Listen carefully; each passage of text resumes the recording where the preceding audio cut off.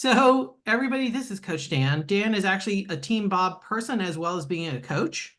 And I am so thrilled that he's doing a class today. Now, what you need to know, Dan, is Fanny is in Winston-Salem, North Carolina. She's not wearing Carolina blue. I got corrected the other day. And she is amazing and fun and great. And Kimberly Barton is in Annapolis, and just a rock solid broker there and running an amazing business. So I am thrilled to know both of them. And I'm going to send it over to you. Sweet. Well, what am I doing? Hold on. Eek. Move this over. Dun. Okay. We'll go here. Make it big so the Bob will yell at me every time. And we'll go here. Show. Sweet. Well, like Bob said, so I'm going to just be talking about buyers and referrals. Just basically how to take one relationship and create a lasting business. So just a little bit about me. I have been licensed since 2013. I have been in the Tom Ferry ecosystem since 2018. And I've been a coach since 2024. Still in full-time production. I run a small team of 3 full-time agents and 3 part-time agents. And I service the Minneapolis-St. Paul Metro. Our metro is not that big, so we cover everywhere in the area. And then my personal business is approximately 98% referral. We don't buy leads. We don't pay for online leads. It's just kind of how we've built it out. Outside of that, a little personal, I guess, but my husband and I do foster care. So we do that a lot, and that's been super fun. Just a fun experience and journey with that. So that's kind of where our passions lie. And we'll talk about how we take our passions and then we kind of implement that into our business approach too. So we have the thing, we call it the 5-layer approach to building relationships with our clients. The first layer is just getting started. So it's the basics of building out your database, kind of going through the stuff on a Loom. Bob's got a list too of anybody and everybody that you know and where they come from, and making sure you've got all those people in your database, right? So we're talking family members, close friends, kids, teachers, B&I groups, service organizations, anyone and everyone that you know. The second layer that we have is just the building relationship portion. And this is where we spend a lot of our time in getting to know people once they're in our database. And this is before they're transacting with us. So we start to intentionally get involved in things that we're passionate about and people in our world are passionate about. So we've got a large group of people that are super into animal rescue, Habitat for Humanity, conservation efforts, and cancer fundraising. So we also like to participate. We donate money and time to a lot of those organizations. There's an agent that I've got that does a lot with animal rescue, volunteers at the animal shelter, does animal rescue walks, fostering, all those types of things too. And that's kind of morphed into, we go out and walk all of our dogs together. So there's a small group of people that we have that we do that with now too. And we blend our passions outside of real estate into the relationship building portion too. So again, I mentioned, we do foster care. So we advocate for more reform within the foster system, as well as we support the Minneapolis Crisis Nursery, which is just a place where moms, mostly moms in need, or moms that are just in crisis can go. They've got a safe, free place to stay. They've got food, clothing, everything that they need. So we do fundraising for that. We do meal prep. We go and do enrichment activities with the kids there. And without knowing it, I've got a client that works there. So that was a really fun surprise. So again, it's continuing to build those relationships with people. My husband loves to run. I don't understand that. But he is part of a running club. So he, there's a lot of clients too that we have that like to run marathons and do that. I don't understand it, but they do it. So they do it together, and we'll go out to the Twin Cities Marathon, the Twin Cities 10K, the Red, White, and Boom Run, and we'll cheer on our clients as well. But again, these are all people that are before they're really transacting with us. And then we also try to get involved within community events. So there's an annual duck race here, where they literally dump thousands of little yellow rubber duckies, that photo on the bottom, in a creek, and all these little kids just run along and see if their duck wins. But we participate in that. We do a lot of neighborhood cleanups in our area. The Twin Cities, if you're not familiar, has a lot of green space and paths and all this stuff and hiking trails. So we try to do a lot of cleanup and conservation efforts there. And we like to participate in local festivals. So you'll see the picture with the events. Facebook is a really great place to make calculated yet can feel organic, like connects with people. I always check the events before the weekend to see if I have any of my friends on Facebook, any clients, leads, potential clients, anyone in my sphere participating in things. And then I will make sure that we go out and do those. And then all of a sudden you run into someone like, oh my God, Bob, didn't know I'd run into you here. How are you? And it's just building those intentional relationships with people. So they remember who you are, but you're also seeing them outside of the world of real estate. So something like Art Whirl is huge here. So we're going tonight. There's literally 38 people that I know that are going, right? And I know there's a ton more people, and we're going to run into a lot of people that we know. It's also a really great way when they run into people, they're going to have friends with them. So we get that introduction as well. So there's that. The third layer, when we're looking at the whole idea of building out relationships, is solidifying those relationships. So once people have transacted with us, or they're, Girl, you know, just go they're to the within our office. world, Just go to office. we do a lot of events, right? So we've got 2 to 3 annual events that we do. They are the same date every year. We call the previous attendees. So in the photos, you can see we do this boating event every year. We rent 2 pontoons. One's a little tiki boat, and then one's this like double layered pontoon. It's our most anticipated event of the year, but we can only bring about 35 people due to how many people you can have on a boat. So everyone that signs up and goes, they're the first people to get the calls for the next year. And then we make sure we save them a seat. And we always encourage them, if there's someone that we should know, please bring them with. And then if they can tell us they'll bring someone, we mark them a spot too. So we get that one fills up pretty fast, where we actually might start adding in a second boating event for the year just to get everyone through. We also do things like a fall festival, because we have a lot of dog owners. It's a dog friendly event. We've gone axe throwing. We do a bunch of little things like that.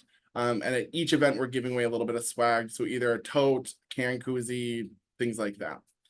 We also will kind of sprinkle in a couple of bonus events throughout the year. So things like movies. So we did Frozen 2. That was our very first one. That was huge. We ended up doing it twice. So we sold out 2 80-seat movie theaters. And that was crazy cool. Then we just did The Little Mermaid. And that one we filled a 110-seat theater. And this year we're going to be doing what's it called? Despicable Me 4. So if there's like a big kids movie, we try to blend adults only events and then family friendly events. And then we're going to be doing a sip and paint night, because we did send out to our clients, what would you like us to do? What kind of event would you like to see? Overwhelmingly, people wanted a sip and paint night. So we're going to be doing that this year too. And then we usually do a fall bash or event every other year. And that's kind of the one where it's dog friendly, so we can have kids, family, and dogs. The other thing we do to solidify our relationships is looking at scouring your social media. Looking for new pets, babies, relationships, home improvements, trips, vacations, whatever it is. If you don't like to call, this is a really great way to continually reach out and touch your clients. And you want to systematize that. So instead of just going on social and hoping I can find people to talk to, we kind of implement the DTD2, which is do the database too, where every single week of the quarter, it gives you 2 letters to reach out to. So then we'll go and look for those people every single week. And that's where we do the reach outs, the conversations, and things like that. And that way it gives us that systemized approach to building your business. We also make sure that we're looking at, anniversaries and birthdays. So this is a big part where, a text is cool, but a phone call is better. and we do a phone call and a text, and we typically will just shoot over like a $5 Starbucks card as well, for their birthdays. And then we make sure that we're at least acknowledging home anniversaries, wedding anniversaries, whatever people celebrate or things like that. We're also making sure we're connecting there too. The idea of having an MVP page on Facebook is also big, and I'll talk about what we utilize that for, in terms of building out business, and building out your referral network, right? Because all of this so far, the idea is you're going to connect with people, build an authentic, genuine relationship with them, and then the goal is to get them to refer you, well, one, transact, but then also refer business back to you. And then we've also got a weekly newsletter that goes out, and within that, we're doing giveaways for like cocktail classes, spring cleanings. We'll do random little giveaways and polls to engage people there too. The fourth layer is soft touches. Dan, Yes. we have a question in the chat. Oh, yes. I'm sorry, I didn't realize it was muted. Oriana that's asked, okay. I'll move where it do you over. do events like Sip and Paint? Do you Oh, hire somebody that provides the materials? yeah. Instruction? So we've never done one yet. So this will be our very, very first one. We have partnered up with a local brewery. So here in the Twin Cities, we have a ton of breweries and distilleries. So we found one that we really liked. I went and taste tested a lot and I really enjoyed it. So we're gonna go there, and we found someone that will bring all the supplies. So they're gonna basically run it. We're just hosting. And it's, I think I've got the price in here somewhere later down the road in the presentation, but it's not expensive. So that's what we're going to be doing that one. There's also places like in Dallas, I know there are places that are set up, they're art studios, and you bring all your people there, and the host company that did that, they had the catering done, and we went and just had food and some beverages and sat there and painted. They had a theme for what the paintings were going to be, and we just filled in the colors basically and drank. Yep, we're picking the theme. We partner with a lender partner. So I've had the same primary lender partner for 9 years. And I've been in the business. I'll start my 11th year this year. So part of doing these relationships isn't just to get more business, it's also just to create lasting relationships, right? So my lender partner, between me and my assistant, we plan these events, and then I just have to tell him how much I need, and he just gives me his credit card number, and we pay for half of it. Right. So because we've done so much with him, it's kind of like carte blanche. I get to do whatever I want, and he'll just pay. So that's also allowed us to kind of scale up year over year every event that we do, because, and you'll see the numbers towards the end, it pays like tenfold, right? And he knows that because he helps, anything that comes from those in terms of referrals, he gets first crack at it, just like it should be, right? And that's where we continue to be able to do all of this. There we go. So then the next part is our fourth layer is just soft touches. If you're anything like me, you're not a huge fan of being like, who do you know that's going to buy, sell, or invest in real estate? That feels ick to me and feels super greasy and slimy, and I don't like it. So we also have a very Midwest mentality here, where if you were to ask that, a lot of times people are very put off by it. So we've kind of tailored our approach to still continually ask for the referral, but in a way that we have figured out works so much better than just like, who do you know that wants to buy a home? Right? That doesn't work all the time. So part of the process is once they're starting to transact, that's where a lot of these soft touches come into play. Is we do a weekly email update on Mondays for every client that's under contract. And it's just an update on their purchase, letting them know that everything's going nice and smooth, and then letting them know they can reach out with any questions or concerns. We provide utility information, school contact information, amenities nearby. Throughout here, it's typically a 30-day closing, so like 3 or 4 weeks. Every week they're getting something of value from us. And then we add into the end of that email is, how can we help you or someone you know this week? Because a lot of the times our updates are, hey, there's no updates this week. Everything's moving along fine. How can we help you or someone you know this week? A lot of times we'll get a response from that email of, I don't need anything, but I was talking to my friend at work and they were wanting to hopefully buy a home. Great. Let's connect, right? That's where we get a lot of the referrals from there. And then during our events, or, if we're out and about, we run into people or we just are having a conversation, I've learned to be comfortable with adding the second piece in of who do you know that we should know, right? Because inherently people like them. So if they like me and I like them, chances are you've got friends that are also going to like me. So let's continue this conversation. I would love to get their information. And then we do vendor list updates. This is another way where, again, I don't love calling unless I have a purpose. And it's not just a, hey, it's been a while, how are you doing? I don't like that.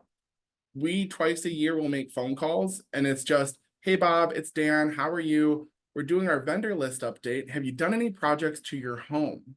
And contractors that you love, I'd love to get their information.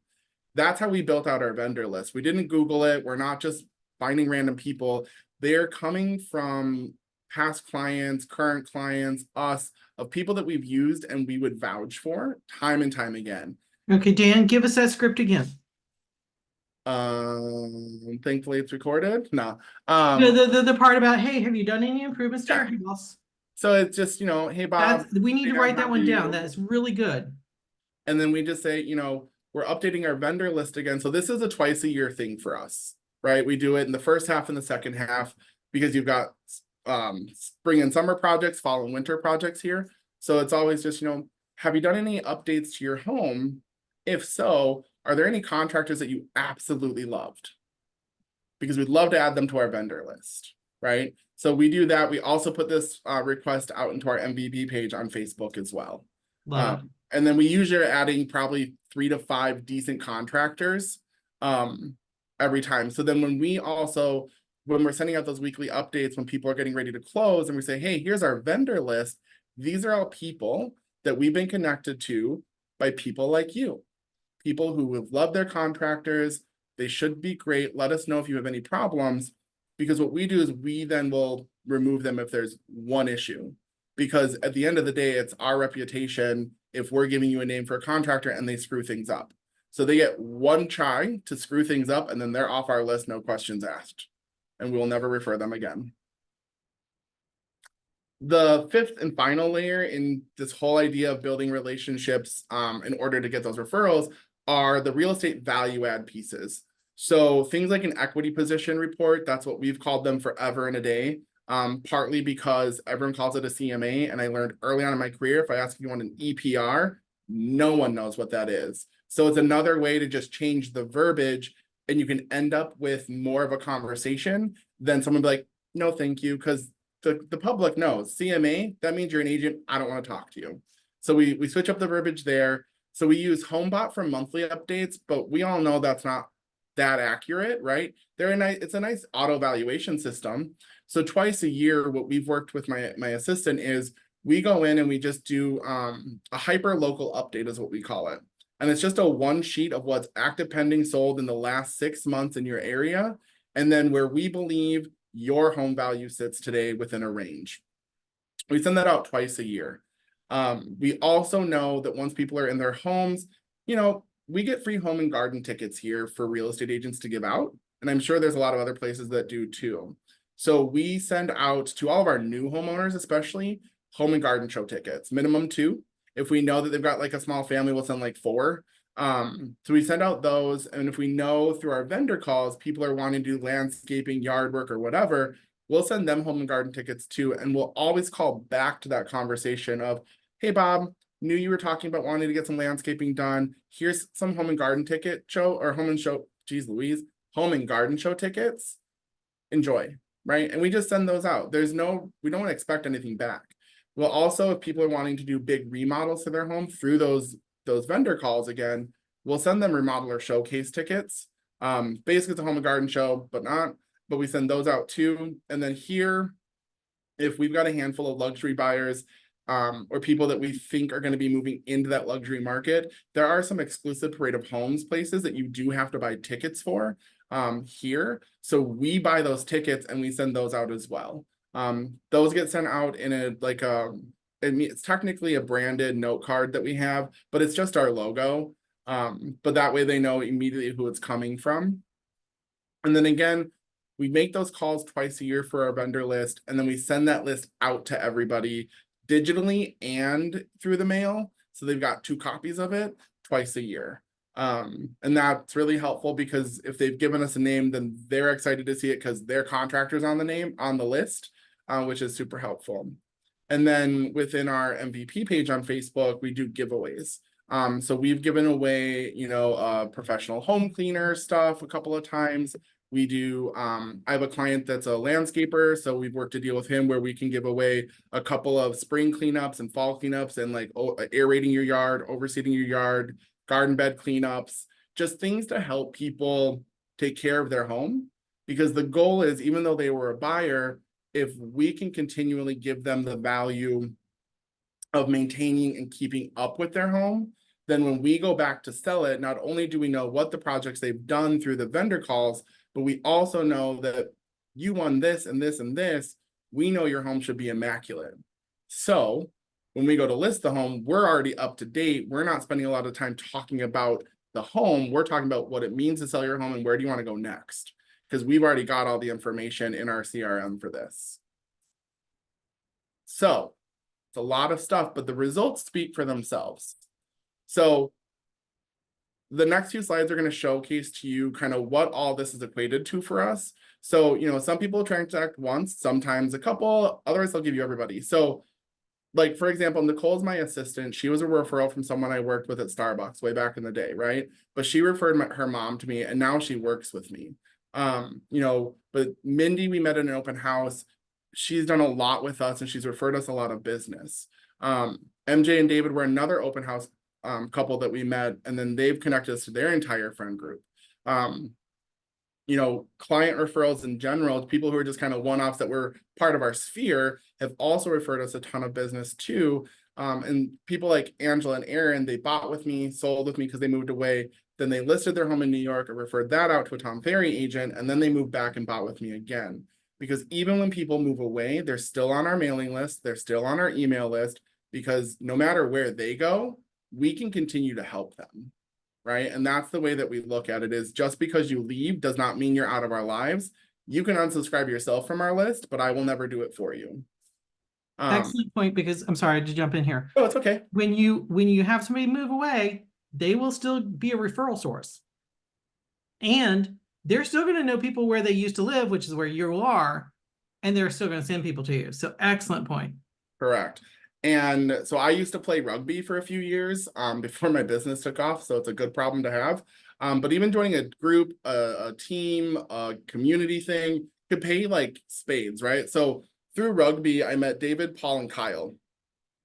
Kyle has been my absolute best source for continual referrals. So you can see just the 15 people, like just from him, that I've been connected to. And this is from 2019 till now. So this isn't, the entirety of my career. It's just the last like 3, 4, 5 years.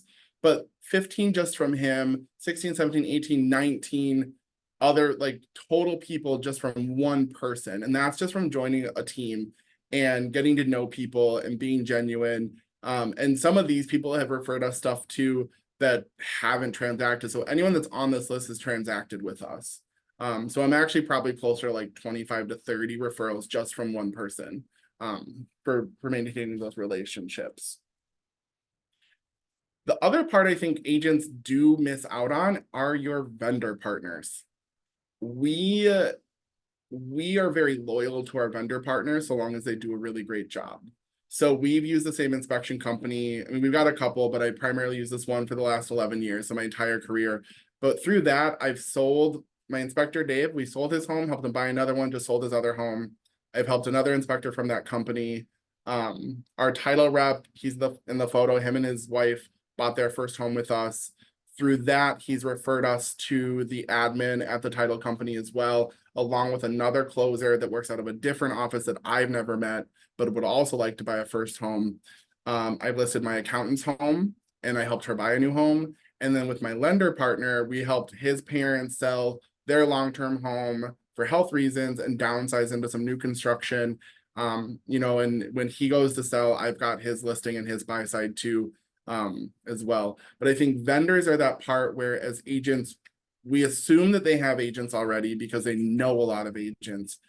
They're probably the most unserviced and uncared about group of people by agents because we just assume they're taken care of. So that's what we do a lot of. And then open houses have been, it really helped me early on, but open houses are also another really great way to meet new clients. A lot of these people, they haven't referred people to me, but we still talk to all these people, right? We have great conversations, and these people do come to our events too. So we're just continuing to build out this database of cheerleaders for us. Even though we haven't gotten anything, we still treat them like royalty, because you should. And then the ecosystem, right? I don't have to hammer that to anybody that's already in the ecosystem. But since 2018, like, this is what we've got. We've had a lot of inbound, not a lot of outbound. But just even so Jake was a TikTok lead from someone in the ecosystem, but now we're helping his sister, his brother, his coworker, his roommate, and their best friend. And they're also going to be listing their home and buying a new home with me as well. And then agent referrals from within your office are also huge. So that's just one piece. This is someone that I had the opportunity through having, before I came over to Keller, I worked at a different company. We co-broked on a deal, bonded with this agent, ended up coming over to Keller because the way we run our buyer side business and how we run our transactions. She had tapped me during COVID when her kids' school shut down and she was going to travel the country for 6 to 9 months to have the opportunity to step in for her business. This is what that resulted in for me, was a lot of business and then $163,000 in extra GCI that I wouldn't have had. And when she's going to be exiting the business here in the next 5 years, and we're already in conversation for me to take over her whole business. And she runs her business very much like we do already, where it's heavy on the referral and the relationship piece. So what does it all add up to? So pre 5-layer coaching, or pre 5-layer, oh my goodness gracious, pre 5-layer approach and getting into coaching from 14 to 17, I had 7 referral transactions, right? I thought I was hot. I thought I was doing great. Not really. When we look at the post 5-layer approach, building this out after I joined coaching, we've had since 2018 110 referrals, and this is just referrals. We're not talking SOI. This is just referral people only. 110 transactions, which is about 36.5-ish million in volume, so an extra $1 million in GCI. So that's a 1,471% increase in referrals in the last 6 years. And then since joining coaching is when I really got into doing the events, because again, Midwest mentality, they don't understand why I do what I do. But we spent $12,000 on boating, $4,500 on movies, $2,400 on pies, $4,000 on whirlyball, $800 on our picnics, $1,500 for the paint and sip or sip and paint event, and about $2,000 in miscellaneous marketing, so under $30,000. But that $1 million in GCI is a 3,642% ROI on our events and building out relationships. And this is mostly just, again, just the referrals, right? This isn't everything. Yeah. So at the very end, we talk a lot about how we do everything with care and candor in our business. And this is just a quote from me, where we want to make real estate personal and fun again. And we want to make something that can be stressful and complicated and easy, streamlined, and exciting process. We really talk about how we're local, we live locally, we shop locally, and we support local. We make this area our home, and we know this market inside and out. Are excited to share our expertise with you. This is something we share with people immediately, and allows us to showcase who we are right up front. So yeah. Questions? Excellent stuff. Thank you. Yeah, excellent. Your presentation was extremely well put together, and you've got my mind like bubbling. Thank you. You're welcome. So looking back on your career, I love how you're talking about, your numbers and stuff like that. If you could go back 5 years and tell yourself, implement this leg of this business, what would you go back and tell yourself to do? 5 years ago? Yeah. I mean, looking at the numbers as we were putting them together for this presentation, I want to double my events, but then it just becomes oversaturation, right? You don't want to do too many events in a year because people just won't show up. I'd probably do more touches to people in terms Okay. of grabbing lunches, grabbing coffees, grabbing dinners, popping by for like going to happy hour. That's how I like to do my business. I'd probably do a lot more of that. If I went further back to pre-Tom Ferry ecosystem and learning better ways to run my business and not being so bogged down by this Midwest mentality, I really would have I pushed myself to get into coaching sooner. And understand that there's a million different ways to do business, right? This is how I do my business. This has worked very well for me. I'm not a cold caller and things like that, but I'd remind myself, little baby agent me, that this is a great way to do business and don't be afraid to do it. I wish I would have started Okay. sooner. Okay. Who's got questions?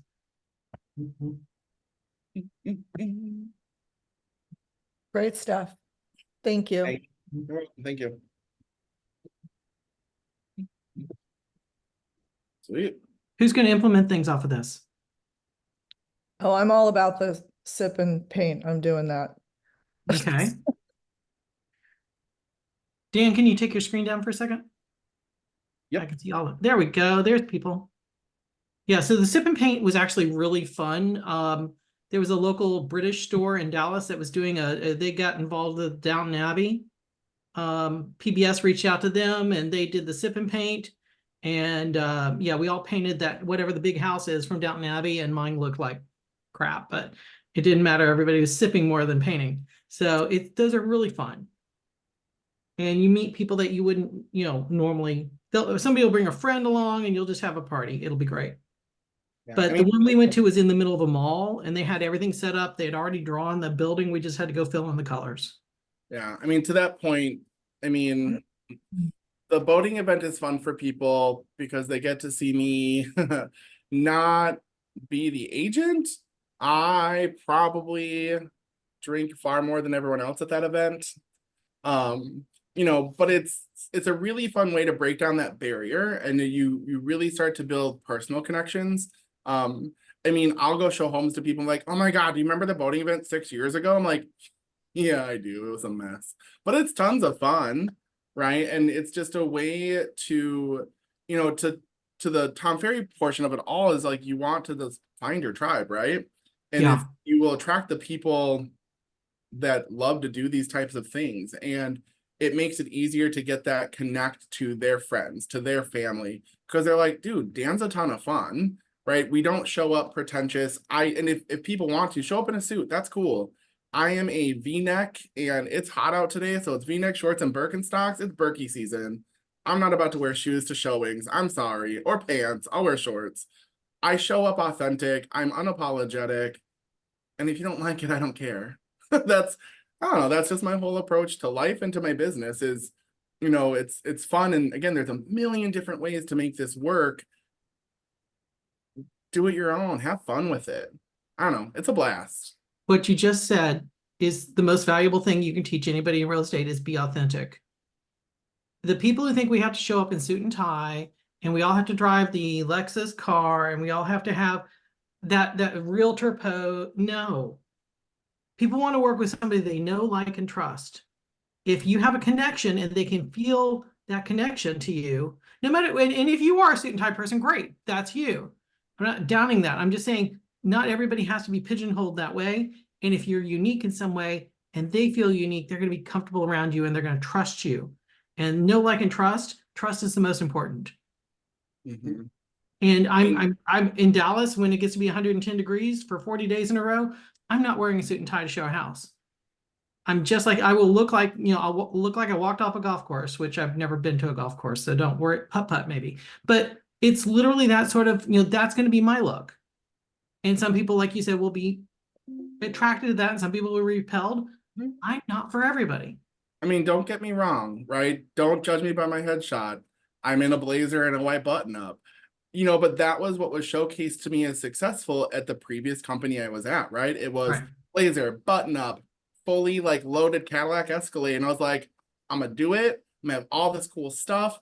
No, because my business was stifled because I was trying to fit my little square peg into a round hole, and that's not going to work, right? As soon as I learned that I frankly just don't, I swear, I don't give a fuck if you don't like me, whatever. I loved what I did more, and the people that I brought into my world and into my business and the team that I've built, we're all very chill people, right? And we're not pretentious. And my thing is, we all can make an absolute killing and a great living in this business, but we've also got to give a ton more back. And that's where I will spend a lot of money on events sometimes. And my husband is one of those people who just still doesn't fully understand why. But if I'm going to make a bunch of money, people know what we make, right? They can do the math. They see their altas. It's not a secret. Everything in this business is essentially transparent, or should be. So if they know I'm making a ton of money, I better show up and give some back and give back to the community that we're building. And that's where, when the NAR lawsuit came, it was the day before our Whirly Ball tournament, right? And I had clients come up like, what do you think? I'm like, I'm not worried, right? I'm honest, I'm transparent, I work with integrity. And like, yeah, no, and you give a lot back. You'll never need to worry. And I was like, thank you. It was really reassuring that even the people within our world don't think that we have anything to worry about, because they've transacted with us, right? And they trust us. Like Bob said, know, like, and trust is the biggest thing that you can absolutely have in this business. And by doing that, there are agents in my office that are panicking. I'm like, why? If you're panicking, you have a problem with integrity or your transparency in how you do your business personally, right? And if that hurts someone's feelings, maybe you got to hear it. I don't know, but I don't know. It's fun. I used to want to be that suit and tie kind of agent, and I realized that I'm just not meant to live a fancy life. I just like to have a good time and have fun.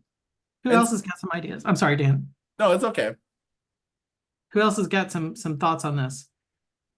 Well, I do like maybe a fraction of what you do. And I mean, I do the pie giveaway. It's grown every year that I've done it. Obviously, with the cost of everything going up, it's gotten more expensive, but I can't not do it right before the day before Thanksgiving. It's so people expect it and look forward to it. And it's a great event. And they come to my office to pick it up, which is great. The other event that I've they've come to expect, I do a huge client appreciation event at our yacht club, and it's an outdoor event. We have live music, we have vendors donate gifts. We send out a list of gifts for the vendors to pick from, so we control what we want the gifts to look like. Each vendor donates a gift. We do a raffle drawing. We have a 50-50 drawing. And in the past, I did similar to your boating event. I had Duffy boat rides, and parts of people from my team taking clients out in the bay. So, and they loved it, but it's very expensive. So I'm trying to do that every 2 years, and in between, that's why I love the sip and paint or some of these smaller events, and doing something smaller scale in between on the off years. Movie theaters are super affordable. Yeah, I've been wanting to look into that. So what else do you do at the theater? I mean, what else are you doing besides, because it's not really an this is my hesitation with the movie theater. You're not talking to people except when they come in and on their way out, because they're sitting watching a movie. So tell me more about that. Yeah, no worries. So that's actually why I love it, because it's not about me, right? I don't need to talk to you because you're here to watch a movie. You're not here to talk to me. So what we do, if you go through AMC, because we've looked at Marcus Theaters and AMC is easier to work through for us, and it's more affordable. So we do the movie theater, and then what we do is you can buy packs of tickets for drink and popcorn. So we provide all that for people. So it's an all hands on deck event for the team. There's no excuse. You need to be there. It's set a year ahead of time. So we're in our team t-shirts. We greet people. We'll kind of navigate them to the movie theater. Everyone gets settled in. I just pop up front. I'm like, hey, thank you so much for coming. Really hope you enjoy the movie. And because it was Little Mermaid, I was like, I'm really happy to have you all part of our world. It's stupid and hokey, but people love it, Mm-hmm. and that was probably our best event ever for a movie. It was bonkers crazy. Is it The- on during the week or is it on the weekend? This is one where we kind of have to work with the movie theater on when they've got availability. So that one we did was like a matinee on a Saturday. Frozen was, oh, that was also okay, lies. We do matinees on Saturdays. It's really easy because it's early morning, like 11 o'clock. So you're kind of hitting right before lunch, not right at nap time for people if they got younger kids. And then they can all go out to lunch afterwards where our movie theater is because there's a bunch of places around there. So yeah, that's what we do. It's fun and it's So affordable. one of my other clients, Andrew Kersey, does this too, and he'll intentionally pick like a kid's. I think he did Kung Fu Panda 4 or something recently, and the kids will all sit in the theater, and the parents will all be in the back talking to you. It's great. The kids are busy, and the parents get like an hour away from their kids. Mm-hmm. I mean, checking on them to be sure they're not ripping the place to shreds, but yeah. Yeah, well, Don't pick something like, something terribly, raucous or adult. No, we have found the parents love the movies just as much though, right? Okay. It'll depend on your people, right? A lot of them are my age, so like 40-ish and under. So their kids are like 3, 4, 5, 6. So they're all our age, but these are all nostalgic movies like Frozen and Despicable Me and Little Mermaid. Those are the 3 we've done. And I mean, we have our friend group. They're like, do we get to come too? I'm like, yes, you get to come. Your clients, of course you get to come. But they're also like mid 30-year-olds, almost 40-year-olds that want to go watch Little Mermaid. But it's like a nostalgic throwback for them and super fun. But I You're don't giving them much cover. about talking to them because it's just a hi, how are you? Have fun. This is for them, not me. The boating event's for me though. It's a chance I get to just let loose and have fun and then talk to everybody.